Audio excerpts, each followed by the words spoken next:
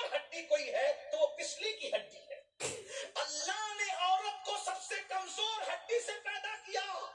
یہ پسلیاں بہت کمزور ہے, اگر ٹوٹ جائے تو جلدی جڑ بھی نہیں سکتی, اتنی کمزور ہے. مگر اتنی کمزور ہونے کے بعد بھی اللہ اکبر, جو پورے دل پورے جسم کا بادشاہ ہے جسے دل کہتے ہیں, دل کی حفاظت اگر کوئی کرتا ہے تو نہ ہاتھ کی ہڈیاں کرتی ہے نہ پیر کی ہڈیاں کرتی ہے. دل کی حفاظت اگر کوئی کرتا ہے تو یہی کمزور پسلیوں کی ہڈیاں کرتی ہے. خود تو ٹوٹ جاتی ہے مگر دل کو توڑنے نہیں.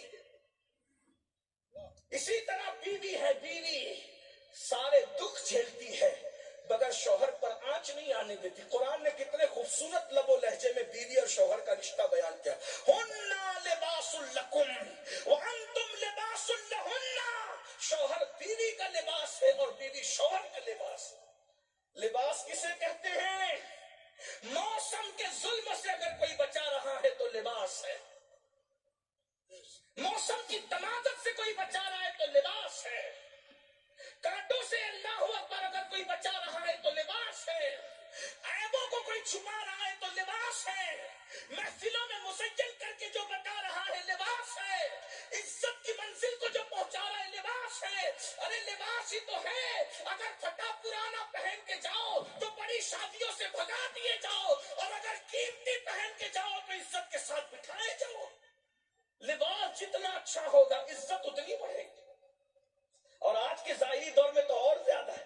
لوگ پھٹیچر ہوتے ہیں لیکن اچھا لباس پہن کے آتے ہیں تو ان کو ڈانٹنے بھی ڈر لگتا ہے کہ پتہ نہیں کون.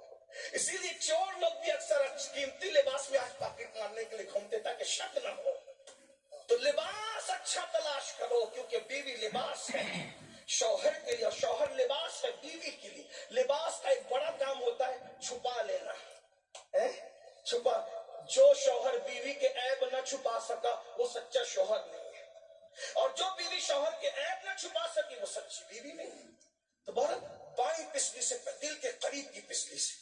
اور یہ بھی حدیث پاک ہے, جس نے کسی نے اپنی بیوی کو گالی دی, فقیہ ابو اللہ سمرقندی اپنی کتاب میں لکھ رہے ہیں, جس نے اپنی بیوی کو گالی دی پہاڑ برابر بھی اعمال لے کر کے آئے گا تو اللہ اس کو جہنم میں داخل فرمائے. آج تو بیوی کو گالی دینا کوئی عیب ہی نہیں ہے, ماں بہن کی تولتے رہتے ہیں.